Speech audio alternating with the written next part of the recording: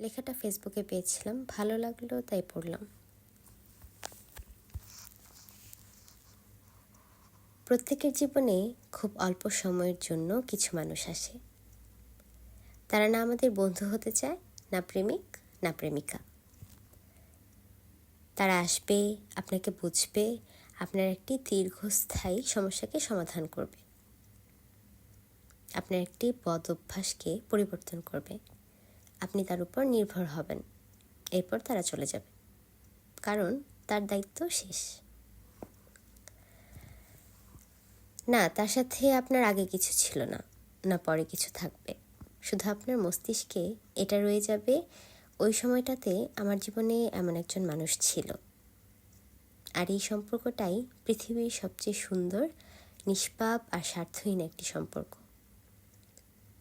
সবাই আপনার জীবনে প্রেম কিংবা ভালোবাসতে আসে না, কেউ ভালো রাখতে আসে। সে মানুষটা কখনো আমরা কারো জীবনে হই, আর কখনো কেউ আমাদের জীবনে।